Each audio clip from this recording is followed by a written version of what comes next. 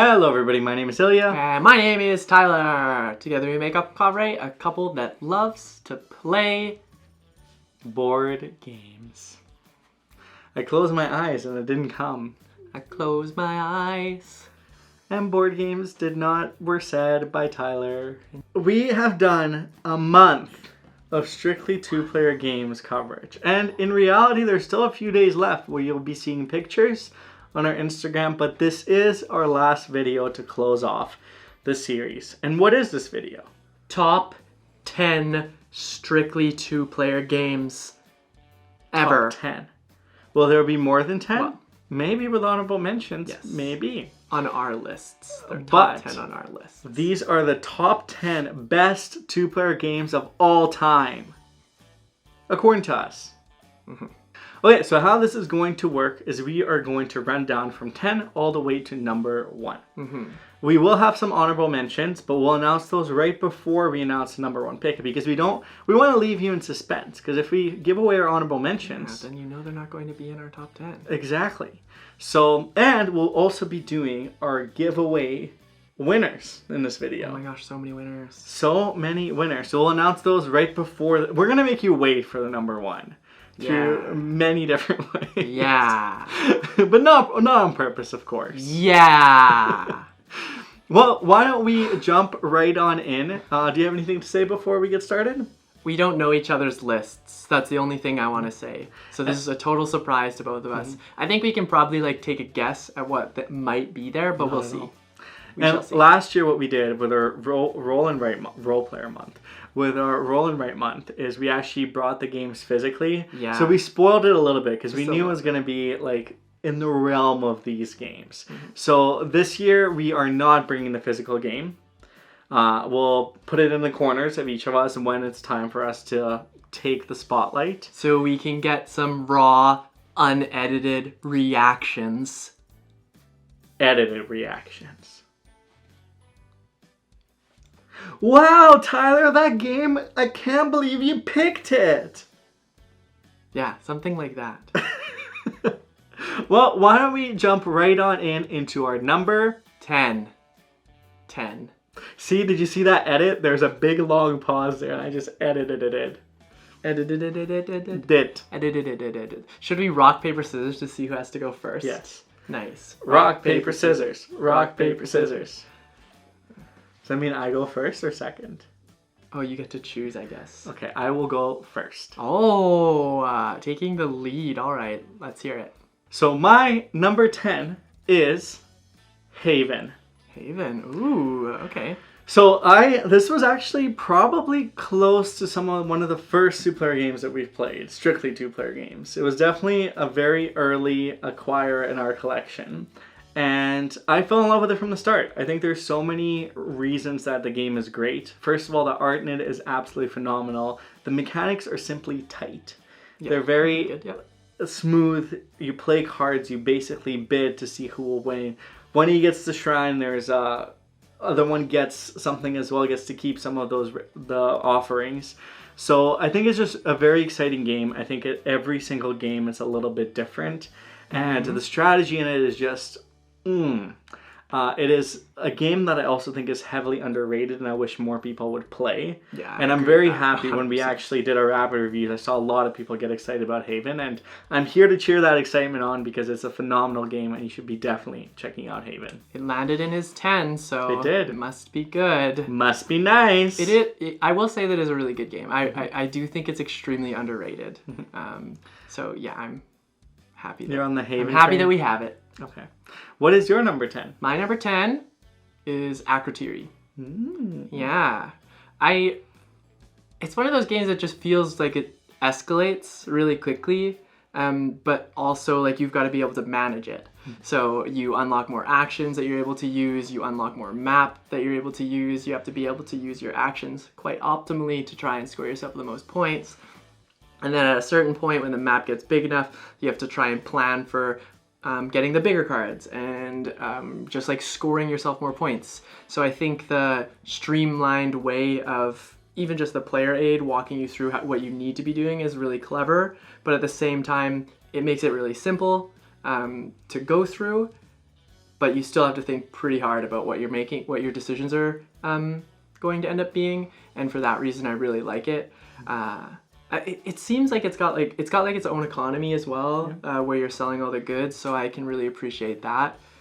Almost like that pick up and deliver piece to make sure you still have yourself money with the supply and demand. So I really, really, really like that. Yeah, I'm not surprised that one's on your list. It's definitely a little bit of everything in the right way. How about your number 9? Oh, I have one next. Yeah, we'll go next. boom, boom, All boom, right, boom, all right. boom, boom, boom, boom. Yeah. My number 9 is Curious Cargo. Oh, Yeah. okay. Interesting. That's a surprise, I think, for me. I think that this game is fantastic. It gives me paralysis, but I can't. It just gives you paralysis. It just gives me paralysis. There's No. Yeah, it gives me analysis paralysis, and I think a lot of the times I sometimes take that as a negative, but with this game, I particularly think it actually works to the positive side because it makes me think through things a little bit more about how I should be doing things, and then also at the same time makes me try to remember that I don't always have to perfect it as soon as I place it. So with the game, when you're placing your tiles, like you can get, I can get, maybe I'm overgeneralizing when I say you can get, but people can get enamored by what's happening in front of you that you end up just like trying to make it perfect, but that's not always going to be the case. I think it's very smooth to have like this board that's basically mine and Ilya's, and then the trucks move back and forth. I think that's really clever. It's very like pick up and delivery again. to each other. Yeah, exactly. So that's got like that clever piece to it. It is also pretty heavy, but it gives you ways to kind of like not backtrack, but ease that difficulty of the game through all the actions that you can take, through the different phasing that goes on in the game, and then not even to mention that you can play like an expert mode. Yeah, so you have 3 resources of 2, and there's also 6 different maps. There's different maps exactly, as well. yeah. So there's a lot of game in that game. So Curious Cargo is my number 9. What's yours? My number 9 is Patchwork. Oh. I think it's just a classic 2-player game that I love very dearly. There's something about making a quilt, making the polyominoes match. But what's really cool about it too is it introduces various mechanisms that really scale out to other of Uwe's games in particular. For example, the last person in line of the action can go multiple times until they get ahead of the person. So it's not always your turn, my turn, your turn, my turn. Sometimes I can take 2 turns. And I really like that selection, but you can see it in a lot of his other games, and even some of the other games that aren't his. I just love introducing it. I think you can do bad at it. It's very true. You can not succeed in Patchwork, but I think you just have fun along the way. And the game captures fun in an essence, which is really, to me, I've always enjoyed my time, even when I've lost miserably. Because who doesn't want to put some quilts and buttons together and just make the best little cozy blanket they can? Yeah, you can almost like say it has like a splash of engine building too, because you are like, when you activate your, activate your quilt, I guess, you get a bunch of buttons. The quilt has been activated. Yeah. So what's really cool too, and I know some people complain about this, but I love it, is that there have become holiday versions and regional versions that really celebrate the game. And I love seeing it. There's also slight rebalance with some of those versions, so the game but the game in itself shifts slightly. But in essence, it's still the same game, and who doesn't love to pull out the Halloween version on Halloween, get those eyeballs counting, because it's not buttons anymore, it's eyeballs. So I love that, and I want to see more of that, and it's a game that deserves that, for sure. Yeah, I think there's a time and place for the games, and Patchwork is one of them that can, well, I say this not in a mean way, but like, that can get away with it. Yeah. It is now number 8 time. Number 8. So the one that I chose for my top 10 is Botanic. So I in general love tile placement games. Generally in general, I love tile placement games. But I think what this one does is so clever, because you have that matching row and you're able to place either in the center or on your side. And you have to match if you play on your side. And anytime those matches are broken by playing in the center, you get the tiles. And so does your opponent. So you both kind of act within the same center row. And that mechanic is just extremely clever. And I'm surprised I haven't seen more of it integrated in other type of games. I'm sure I have, and I'm just not clicking it. But this game was just brilliant the way that it's been done. And who doesn't love connecting pipes, making sure you match colors, find flowers, and with a little bit of twist of abilities as well with the botanists that come into play as well. The artwork, the compactness, like everything about this game I really, really enjoy. And it is one of those games that I'm happy to pull out again and again and play. Yeah, Botanic is a great game. I found that this was particularly hard.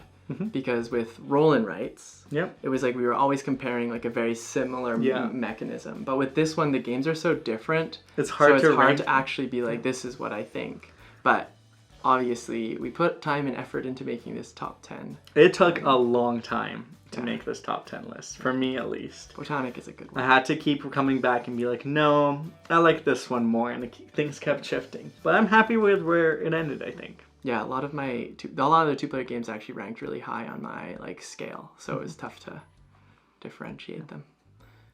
But my number 8 is Mandala. Yeah, I don't know. I just it's so easy, but it's also hard. I just think it's a lot of fun to be able to place your cards or place these patterns down and try and force your opponent to close that area off, and then you get to deal with your points, and you've got this cup where you score all these points for later on based on where you've been able to place them along your scoring front. So I think that's super neat. The hand management in this is very clever and subtle because you have to be super aware that you can never exceed a certain hand size, which means that at times you have to ask, am I okay with using another turn to do something, or am I just okay with drawing one card instead of the 3 that I'm allowed? So there are a lot of things going on in this really quick, really simple, easy to teach game that I think is very clever and kind of makes me want to just play it more and more. I think that's a really good pick. I think it's similar with Botanic with the way that the cards are scored points. We've seen it in a couple of games, but I'm surprised not more games do that where you get more points choose, right? For less. The one you collect later on. Yeah. But I agree. I really like Mandela as well. Yeah. You can kind of decide how it's going to happen, and it's your decision. Yeah. It's very cool. What about your number 7? Almost went right to 6. My number 7 is Star Realms. Yeah. I have a sweet spot, I think, for deck builders. And Star Realms, I had heard of, I'd really been wanting to play. And when 2-Player Month came along, we knew that we had to add this to our list of games that we had to play prior to doing all this coverage.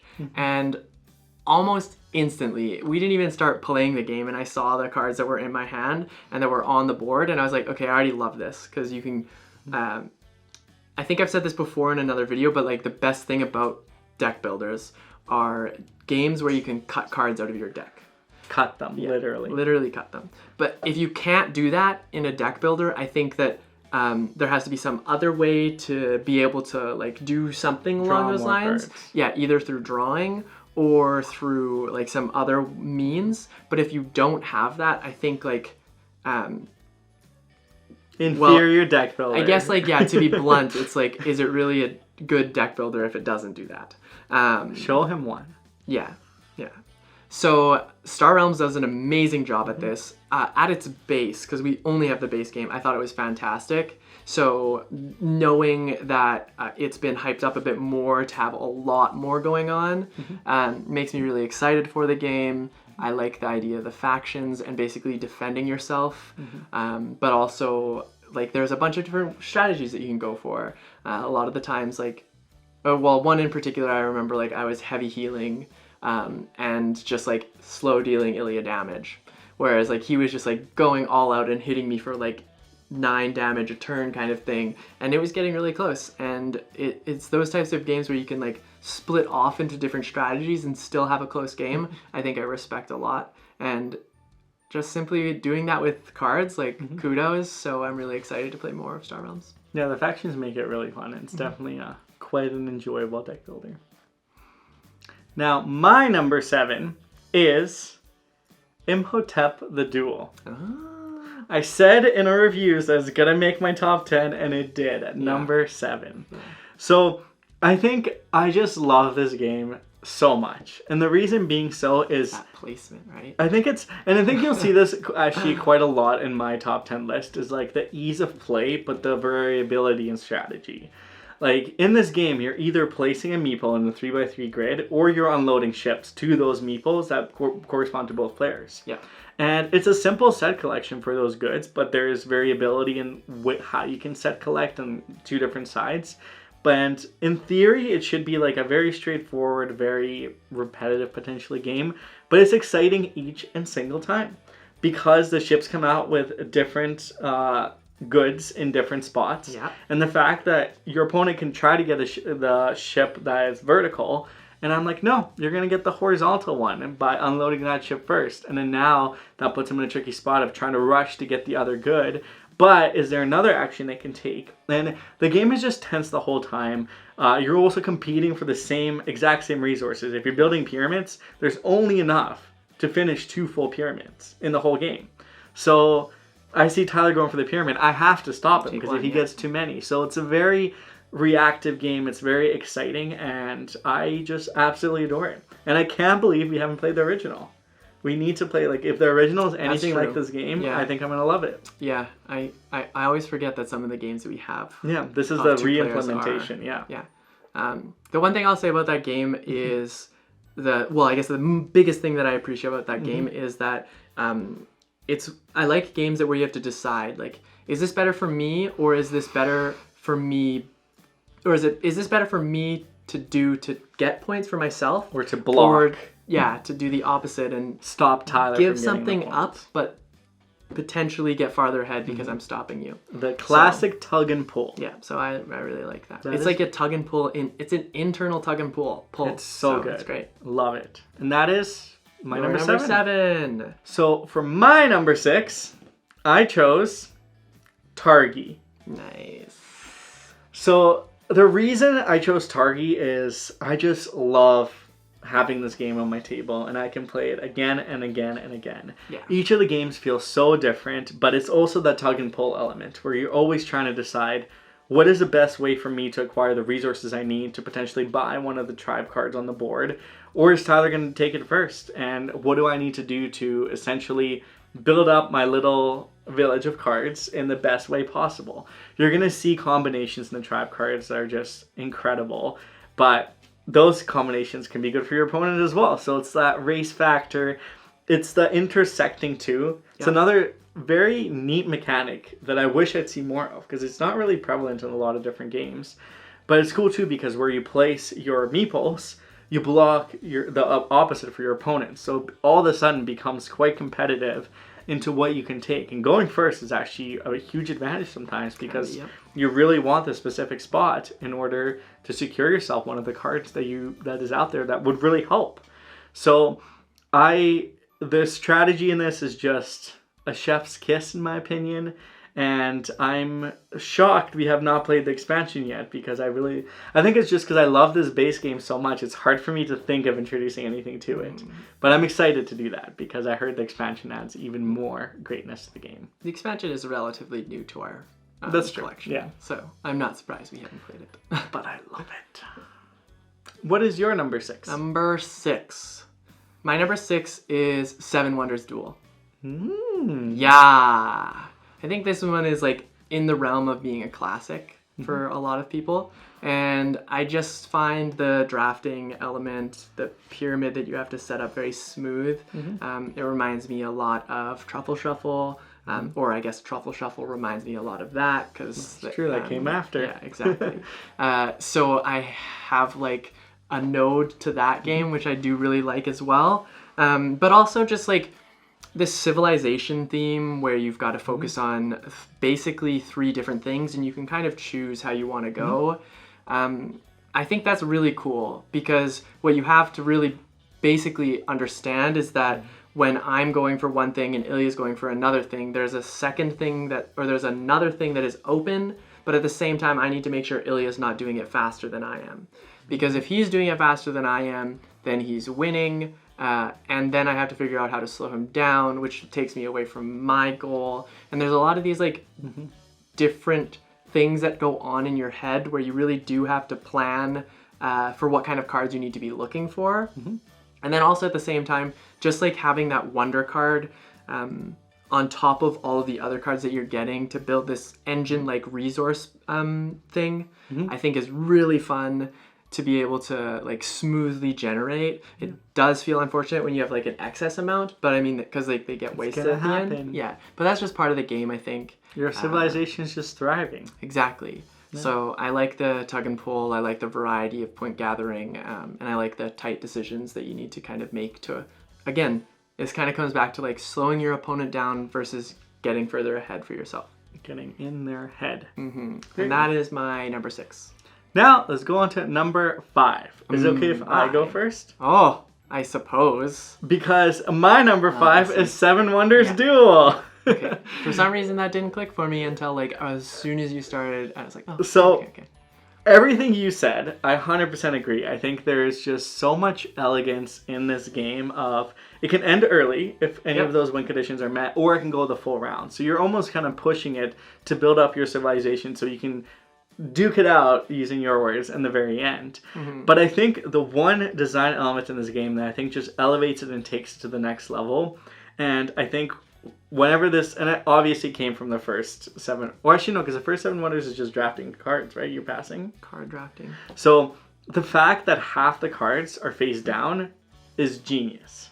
Oh, yeah. Because if they weren't, I think that'd still be a really good game because you can plan and say, oh, I can't take this because Tyler will get that. But that mystery element and sometimes saying like, you know what, I'll take the risk. I'm going to reveal a card for you that may really benefit you, but maybe it won't. And that edge of the seat factor really elevates this game for me because they didn't have to do that. It would have still been a great game if there was cards that were all face up and it always just build a pyramid and unlocked cards as you went. But the fact that there's hidden information in that drafting grid is so exciting to me, and that's why this is one of the best 2-player games of all time. As you can see clearly, they're now top 5, well, top 10, top 6. top 5, top 6. They're pretty good game, if you ask me. That's true. But I don't have much more to say that you haven't said. I think it's just a phenomenal game. Yeah, I forgot to even mention like the evolution of the cards as well, because you go through ages. Yeah, different ages. That's the cards scale up. There's just a lot of goodness in this game. And, not to mention, there's 2 expansions, at least. I think maybe even 3, that we haven't played. Any of them. And that's even more to this great game, potentially. Yeah, maybe the expansions make it worse. We don't know. We don't know. But in base, it's a great game. So you're number 5. Now I can say Sorry, my number 5. I interrupted your number 5. That's fine. It makes a lot of sense. My number 5 is Caper Europe. Oh, I'm a little surprised by that. Too high or too low? I'm a little surprised by that. I don't want to say. Oh, I want to know after. I guess I'll ask. Okay, so Caper Europe feels like an area control. Feels like this drafting game, and then feels like this like set collection game. But it's all 3, and it's not majority 1. So you have all these things that are happening that you essentially just have to like pay attention to. Do I need to control this area more? Do I need to like block Ilya from doing this by placing certain cards? Do I actually just need to draft this card because it's better for Ilya? Do I need to do all of these things that are potentially better for Ilya, but I need to figure out how to use them? Do what's best for me. Yeah. Or actually, yeah, exactly. Do I have all these cards in my hand that are perfect and I can make this amazing play that'll move me up on these tracks that is basically in the intentions of moving farther up on these tracks so that it's harder for your opponent to score in that area, and you'll end up getting yourself a lot more points. We're not even going to, like, I haven't even talked about the fact that you can collect different like items from each of the places, which is another set collection thing. So it's just like these layers and layers of game that just, I think, are presented phenomenally well and in a very cohesive manner. A little to say that they've got different cities that you can go to, which amp up certain aspects of the game a little bit more and push you towards these different strategies. But you've got like a whole bunch of different cards that are able to do certain things, gather you money, give you extra potential. Maybe you can save up for like a really good play, or you're going to end up having to discard to do certain things. I just think there's a lot that goes on in this game that I really appreciate, but it's also, again, like it's a cohesive, quick game that feels amazing and a lot of fun to play. Yeah, I'll say it flows really nicely. Like there's a lot going on, but all of it really integrates well together. And there's a lot of opportunity for like modularity and scaling up and making a different experience. And it's very thematic, because who doesn't like to go on heists and a rob? All around Europe. I'd go on a heist and steal the Mona Lisa. The characters in this are also amazing, so it's just a lot of fun to get behind. Good number 5. Okay, so my number 4. Number 4. I think you'll be surprised by this one. All right, hit me with a good one. My number 4 is Fox in the Forest Duet. No. Not surprised? No. I really enjoy this game. So when Fox in the Forest came out, it's a competitive version of trick-taking games, and basically you can get if you get too much, you don't get any, and it's a little bit of a twist in the trick-taking. When Duet came out, I feel like transcended the original version. It is significantly better in my opinion, because it just adds this really interesting layer where you're working as a team to collect gems in the forest. And by playing tricks, you'll move your fox kind of one way or the other, and where you land, you collect that gem. You're basically trying to do this in the fastest way possible, and sometimes it doesn't work. Sometimes you just play a trick and go on the wrong space because your footsteps are just too little to get to where you need to go. And I think it's so clever, and the reason it's so high on my list is because I am always down to play this game. Like, this is a game that I am so happy to pull out and play at any time and any day, because it's just it's fairly fast. It's so cool to introduce because everyone just falls in love with it. There's so much, it's very intuitive, but all of a sudden you see the strategy and then you're in this together. Like, how do we make this the best way possible? There's also layers. You can challenge yourself to get better and score yourself more points by making it a bit more difficult. Overall, it's a phenomenal game, and that's why it's my number 4. Yeah, I'm not surprised you love that game. I do love that game. I agree with you in the sense that Duet is better than the original. I think I'll say this just as a reminder, but I love the classic trick-taking game. So when you want to make another game that is in essence has the mechanic of trick-taking, I think you really need to figure out a clever and smart way. Have they done to it with this enhance one, it. or no? I think they did it with Duet. Not the original. I don't know if they did it with the original, but that's like my own opinion on it. I like I said, I think Duet is better than the regular Fox in the Forest. I thought it would be in I thought Duet would be in your top 10. Okay, not surprised then. Yeah. What is your number 4? My 4 is a repeat, and I don't really have much else to say about it. It is? My number 4 is Targi. Oh, okay. Yeah. So, kind of like what Ilya was saying, I think that like the simplicity of the actions of simply just like placing your characters onto the outside actions that you can take, I think like it's simple enough that you can pick up on how to actually play the game, but the depth of strategy is so like layered that you have to really pay attention to what's going on. Again, you have to like, am I playing so I can benefit myself, or slow Ilya down? So there are these things where you're basically kind of what you were saying is like racing for certain cards so that you can get them and make sure that they benefit you without the other person and benefiting even have from them. enough resources. Yeah, and you have to also make sure that you're optimizing your turns so that you can actually get the right amount of resources to do the right things at the right time. And I think it just runs really smoothly because it feels like it's a bit chaotic at times, but I think that adds to it because it isn't actually that chaotic, even though it feels chaotic. It's your brain. Yeah, it just like crunches you, and I think because of that, I really appreciate something that like burns my brain, but also like it. Yeah, and it's a bit take daddy, so Good number 4. which leads me to my number 3. Bum bum bum bum. I don't think we've talked about this game too much actually. Say it. It's Jaipur. Oh. Yeah. And I don't really know what to say about this game except for the fact that like it's really amazing and really smooth to just like try and collect all of these cards. You're basically picking up one kind of card at a time, and you have to make sure you collect enough, or maybe you're just doing the rapid strategy where you're trying to get the smaller tokens.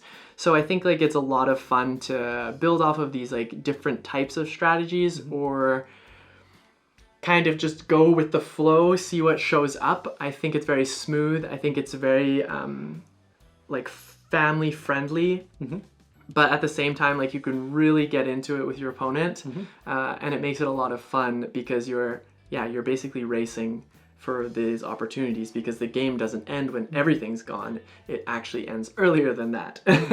And don't forget about the camels, Yes, because they that really was my next point. shift up the game as well and keep you on your toes the whole time, basically. Yeah, and I think that's what elevates it for me, is these camel cards just like turn the game into a whole other thing. Because if you were just grabbing these what are they? They're goods, right? Yeah, whenever you're grabbing the goods, I think like in essence that would be a pretty simple game, but now you've added this other layer of these camels that basically just take up space. or maybe allow you to make a nice move if you play correctly. Or they allow you to do some fun stuff. And then, but for that reason, I think because it's like, it's essentially one or the other that they're providing, that it's very cool to see them like be meshed into this game. And it just provides like a really good experience, especially from the 2-player sense. I just think it's great.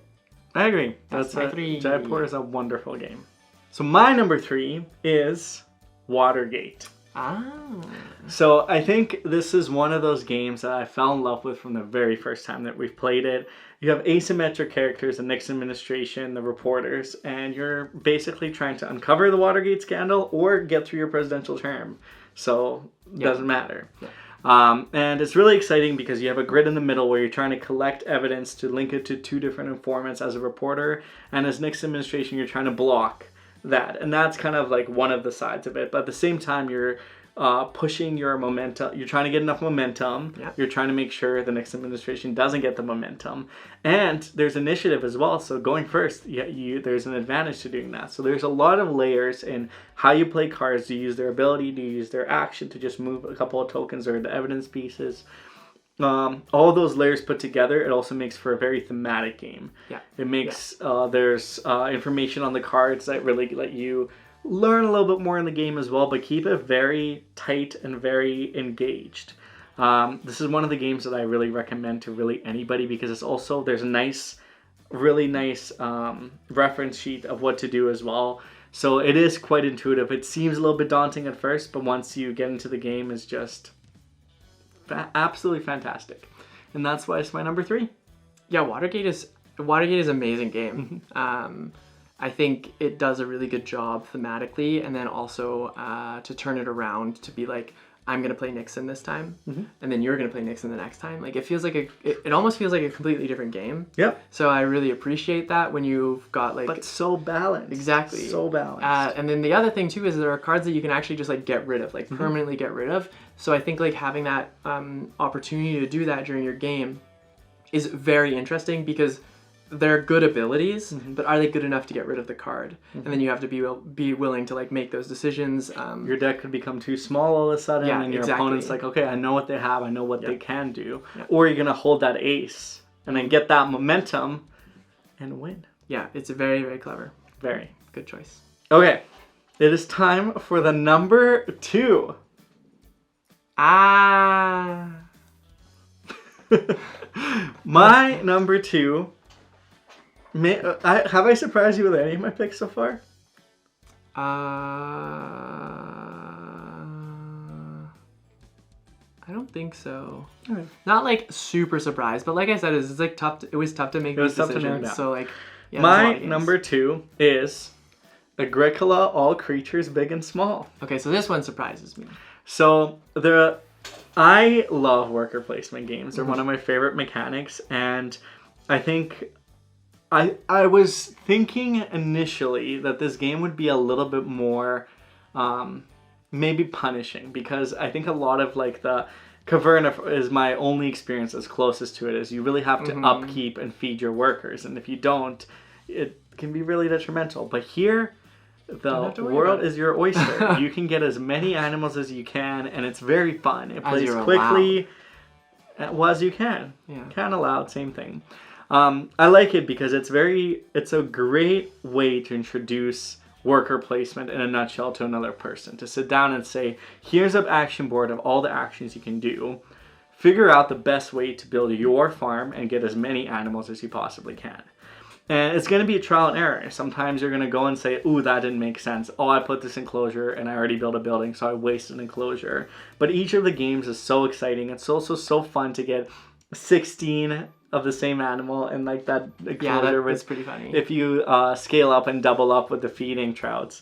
I really enjoy this game. I think it may be one of my favorite Uwe games as well. Like I've just had a really phenomenal experience with this game, and I cannot wait to play it more. And I was gonna say I wish it can be a multiplayer game, but maybe that's what Agricola is, and we haven't played it yet. So I guess we'll have to start playing Agricola as well. I do really want to play Agricola. Okay. Yeah. What are you thinking? I can see where you're coming from. I will say that it is a really good game. I think it's super clever, and I love the introduction to worker placements, obviously, because it's my favorite mechanic. I think, I guess, like, just for me, I wish there was a little bit more interaction with the other player. And it's my farm. I'm exactly. That's trying to enjoy my farm. Is it's like our opinion on it, and like I guess just to wrap it up is like my opinion on the whole 2-player thing is like I want to be able to interact, not necessarily quite heavily with my opponent, but I do want that interaction on a more like broader level, and I don't know if Agricola did that for me. That's why it didn't make it into my 10. When I asked you what do you think, I meant what is your number 2? Oh well, you have to ask me that. I think Agricola. I think it's so cute. I like the bonus tiles. I could talk about it for a while. Tell me your number 2. But my number 2, might surprise you, but it's Polis. Oh, that does surprise me. Yeah. Okay. I'm not really one for like area control war games. Yeah. Like at all. I do like player interaction in most cases, and I think Polis is a great 2-player game to like really kickstart that interaction, particularly on the side of like war-esque games. Polis does a really good job at tight resource management, and that's I think what really makes me happy about the game is you really, really, really, really have to optimize how you use your resources, and that's how you pull ahead in this game. I think it's super clever, the way you make your moves, the way you have to spend the resources that you have to then later collect. You build up your little army, you have to decide, like, am I going to just maintain my population or am I going to send them out to sea? There's like a lot of different layers. Now this is a pretty heavy game when it comes down to it. It lasts quite some time, and I just think the nice thing about this is you don't really have to worry about and there's not a whole lot of surprises when it comes to battling each other. Just the way that the battle mechanic is this very clever deck, and if it runs out, you're done. Like that's the fight. The first round has been set up for you to be able to take that time to really get yourself set up. I think that's really great. The way that you increasingly gain opportunities to get more resources. I just think it has a lot going for it. And it introduces a lot of different things. Like I obviously feel quite strongly towards this one, but it could. Good number 2. Yeah, it's great. I really like when in complex games you play it and then you're at the end of the game you're like, oh, that wasn't that bad. And I think Polis does exactly that. There's a lot to kind of take in at first, but halfway through the game you're like, I know everything in and out. I know how everything works. I know why I'm doing what I'm doing. It just clicks. And I think that is a really remarkable game. And I think there's like a lot to be said about just like the push and pull of the game as well, because like it can really have a lot of swings in the game. For example, like you can have majority control of the polis. The police is whatever the plural the is, plural I guess. of polis. But then it can swing super easily, like even just in one turn, where Ilya now has majority of the polis. Maybe not one well, turn, yeah, but okay. over a few turns. But then all of a sudden, like, does that even matter? Because like what I'm doing already with what I have might be good enough. So it's like such tight resource management. I really love polis. the resource management. It's very close to making my list. Yeah. But speaking of very close to making our lists, let's talk about our honorable mentions.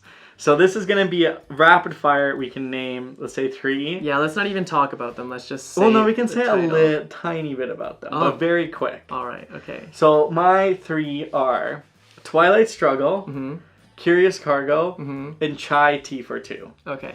So, Twilight Struggle, the reason being is I absolutely loved it, but I think I love the others. It's like probably my number 11. Yeah. Curious Cargo for so the same hard. reasons you said, and Chai Tea for 2 for just the flow in the game and the production is just simply outstanding. All those 3 were like so close, and I love all of them very dearly. And if I was named the 4th one, it'd be Polis, because it was also really good. I named 4. Cheater. What are yours? I feel like we covered most of the ones that I would have put into my honorable mention. Well, you can say them, and you don't have to explain. So, like, for sure, I think my 11 or 12 was Chai Tea. Okay. Chai Tea for 2. I think, again, like, it's a smooth pick up and deliver game with dice. Yeah, I don't know why it didn't make my top 10. But I think it was just because it was such a tight race between all of the games that we had to pick from. Very close. Botanic would have been another one I would have mentioned, which you've already talked about. I would have mentioned Twilight Struggle is definitely an honorable mention that I would say. What was the other one that I was thinking about that was on my list that I wanted to mention because it hasn't been mentioned? I think Radlands. I would probably mention Radlands because it's a cool little like duke it out little deck. It's really fun. Well, I guess not deck builder, but like it's got those very vibrant. Yeah, and it's just a really really cool game to get going. That's our honorable mentions. So now we're gonna quickly do our giveaways. If you've been following our month, you may have entered into our giveaways that we've been doing in several of our videos. So without further ado, let's announce our winners. Now, this is filmed before the winners are actually selected, so we will place the winner in here and congratulate them before we even know who they are. It's going to be a surprise for all of us. For all of us. For all of us. So our first giveaway was the Chai Tea for 2 giveaway upon fulfillment, and the winner, along with 2 dice trays, let's not forget. Oh yeah, we love the dice trays. And the winner in that giveaway is... Dun dun dun! Who do you think won it? I don't know. Insert cheer screams. Now, giveaway number 2 is going to be Bandada. Bandada. And the winner for Bandada is... Wow. Wow, indeed. Amazing. The giveaway number 3 is Orlog, the dice game, Assassin's Creed Valhalla dice game. Look at us going through this. And the winner for that one is... And last but certainly not least, we did a giveaway of Radlands. And the winner for that one is... Yeah.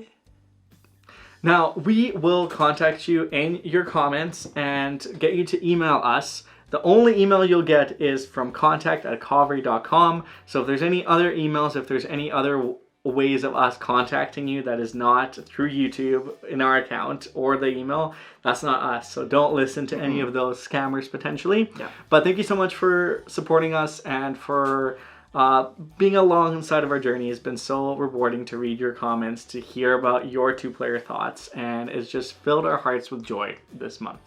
Yes, this has been a lot of fun for us. It definitely has been keeping us busy, so I appreciate that. But yeah, it's been really exciting, and we appreciate every single one of you who've taken your time to comment, like, subscribe, watch, do whatever that just gets you involved a little bit more in our community because, we love And if everyone. you're new to our channel, welcome. Yeah. We're not only a 1 month shot type of That's couple. true. We will keep doing this. There's content coming. You'll be excited. Maybe you'll criticize our content. And that's okay. That's what's good. That's growth, and that's what we're here for. Yeah. Anyways, congratulations to all the winners. Like Ilya said, we'll reach out and let's get back to this top 10 list. So with our number ones. number one, I have a strong feeling because a certain game has not been mentioned, and we both were pretty adamant about it being in our top 10. So I think I'm going to confidently say let's do a countdown to see if our number one is the same game, which will be shocking. Shocking revelation. I don't know about that. I pretty sure we started this month and I told Ilya that I knew what my top game I was think gonna I be. also said the same thing. So 3, 2, 1. Aqualin. Yeah! Nice. So I can start. This game just gets every checkbox marked right off the bat. The production, the theme, the art, the way the rules are so easy to teach, the way that you can put the game out and basically play right away. It is just a masterpiece in a game, in my opinion. And the best part about it is it's one of those games that you play once and you're like, oh, I wish I did this differently. And then you'll play again. And then you'll play again. And then you'll keep playing till it's 2 a.m. and you have work the next day and you probably shouldn't have stayed up till 2 a.m. But you know what? That's just the reality because you want to keep playing Aqualin. There's so much to love about this game, and it's one of those games that I would recommend to anybody because anybody can enjoy it and anybody can learn and grow in it. The skill level in it really is varying, but I'll be quiet now because I want to give you the opportunity to also say some stuff. No, I think you nailed it. I think the thing was when I was making my top 10 list is there was a lot of games that I was like, okay, this could be in my top 10. But then I would think about another game and then I would have to compare those two games together. And sometimes one game would win that isn't in my top 10 and then another game that is in my top 10 would end up winning. So there were games that were not always hitting every single checkbox as you were saying, but when you did that almost head to head with Aqualin and every other game that came by it, I think Aqualin just won every single time. It's one of those the head-to-heads. It's one of those head-to-head games where you have to just pick the one that you would pick. It's always Aqualin. Always I managed to pick Aqualin, and I think that that alone speaks volume to what I think about this game. At first, I didn't think it would be my number one game. Oh, I knew this game would be my number one game, for sure. I didn't think it would be, because I'm there has to... It's one of those that kind of came in under the radar for me. I really love it, I really appreciate it, but in the moment, I'm not saying this is the best two-player game of all time. But after, kind of similar to your way, after reflecting and putting it head-to-head with all the other games, there's just not a better game out there, in my opinion. Yeah, there's just certain categories that you would expect a game to not always be the strongest in, and I think this one wins. Aqualin does it very well. Yeah. So that is our top 10 and our number one game. Thank you so much for watching, and thank you so much for following all our strictly two-player content. If you enjoyed what you saw, or if you have commentary on our top 10 list, make sure to comment down below, because we'd love to hear your thoughts where you disagree. If you're wow, how dare they not include this game? Jump on in there, because we will tell you why we didn't include it. Or be oops, got missed in our spreadsheet. Forgot. Listen, there's a lot of games. There's a lot of games to out get there. through, and there is a lot of And the other thing you can do is, if you really enjoyed our comment, please share it along to your friends so they can come and join our not only two-player journey, but our roll and write journey and all the various other journeys we're going to go on together. Yeah, we just want to inspire the world to play and try new games, because that's what's out there. There's a lot of new games. There's bound to be one for everybody and anybody that is willing. Right here. Yeah. So. And if you tried a new two-player game this month, let us know, because that is the fuel to our hearts. Exactly. We obviously played a lot of two-player games, but we haven't played them all. So that's another thing I would say is there might be another amazing two-player game out there that we didn't get a chance to cover, or that we didn't get a chance to play. That doesn't demoralize the game or anything along those lines. We just couldn't find it, or something along those lines. We are definitely looking for more 2-player games to play, so leave them down in the comments. We'll keep our eye out for them when we can. Conveniently, Splendor the Duel decided to release their game after a 2-player month. Yeah, that would So now, like, potentially a contender. Who knows? what do we do? Yeah. And yeah. We'll do a year in advance. We'll just be like, looking back, is it the same? Yeah. Who knows? Well, we might do that for our roll and write month and come back with Was 10 that a hint? new I don't roll. know. Maybe. Maybe it was. Maybe. Well, thank you so much for sticking around, and we will catch you in the next video. Take care, everybody. Bye.